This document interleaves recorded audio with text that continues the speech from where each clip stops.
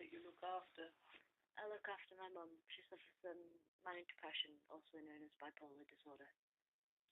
How does it make you feel having a mum with mental illness? For me, it's normal, if that kind of makes sense. It happened when I was relatively young, so I've kind of grown up, well, rather quickly, but with that in my life. So it's my life. It does make me feel under quite a lot of pressure, and it's scary at times. But in my life, it's normal. Other people see it as a complete abnormality. But it's not for me. Does the stigma of mental illness affect you? It does quite a lot. Like, if someone says something like to do with the stigma of mental illness, it affects me because I sit there and I think, well, you shouldn't be saying that. Like, what if my mum heard you say that? Like, she'd be really offended. What if, like, one of my friends heard you say that? It's not fair.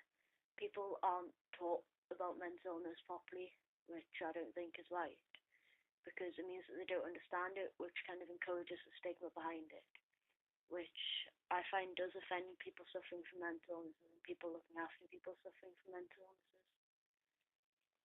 Does being a young carer affect your day-to-day life? Yeah, it does, because, like, when you're in college and stuff, people don't really know, so they kind of treat you the same as everyone else. And I'm not saying you should get any special treatment. I'm not saying I'm better than anyone else, I'm worse than anyone else, I'm worse off than anyone else. But I think more people should be aware of it, because, like, if there's something going on at home, it's affecting you, and you're trying to do your work in college, and there's people messing on in the back of your class or something, and you're at the end of your tether because you're stressed, because you're worried about things at home, and you're trying to do the work as best as you can because you don't want to fail your course, and it all just gets on top of you at times. Do people ever notice or ask questions? People don't realise there are young carers. I think it's like something like 70% of the population don't even know what a young carer is. And I try my best to blend into the background, because to be honest, I can't be bothered with people making jokes out of me because they'd think that I'd be trying to get attention or something like that, when I'm not. It's just my way of life.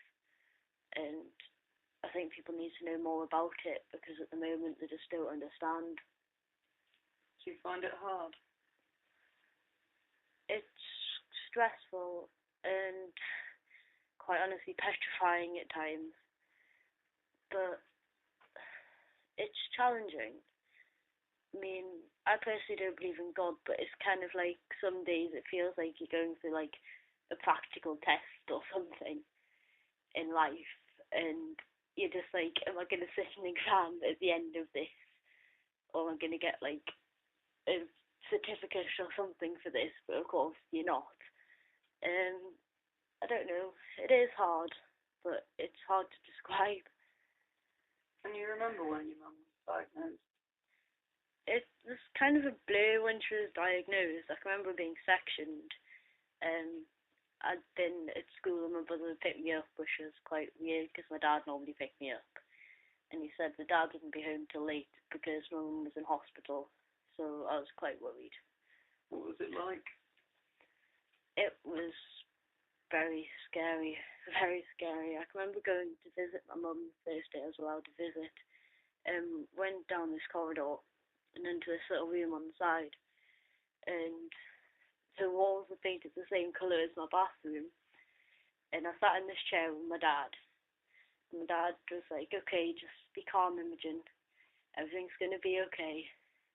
And I was confused. I was only 9 at the time, and my mum came in looking perfectly well, which added even more to the confusion because we were in a hospital and I'd been told that my mum wasn't well, and she seemed alright. And then I can't quite remember what set her off, but she just started shouting and screaming, and she jumped for me, and someone from outside came in because there'd been someone stood inside the room, and they just grabbed a hold of her and we were all ushered out of the room. And I remember looking back at my mum and just being really, really scared. What was the hardest part? I think that was one of the hardest parts. I think having to look after a parent is very hard because society rules that your parent should look after you. So for that role to then be reversed is very confusing, especially when you're younger. I'm lucky my dad's around and he does take half probably more half of the work than the work, probably more than half the workload for me. But I really admire my dad. He's an incredibly strong person, but he takes it quite hard as well at times, and I find that hard. I find it hard with my mum when she's depressed, and it does get you down at times, but there's also really good points because it proves that you can do it and that you're strong enough to do it. Do you think being a young carer has changed your life? Yes, I think it definitely has. I think it's made me into the person I am. I think I'm more mature than quite a few people my age. I'm 16, already thinking about university, working to get my grades and everything, looking at houses and jobs and how I'm going to pay the rent and stuff. Getting a spare room so that my mum can live with me and stuff like that. I'd say it's life-changing, yes. If you could, would you change anything about being a young carer?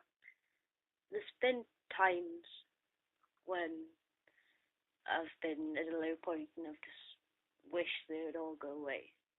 But then you just look at yourself and you go, why are you doing this to yourself? And you can do this. You've always done it. You know, why are you beating yourself up just because you've had one setback? It's not like you've never had setbacks before. So, no, for me, I wouldn't. For my mum, I would because I know it upsets her. But for me, I wouldn't have shaped me into the person I am, although it is a very isolating thing.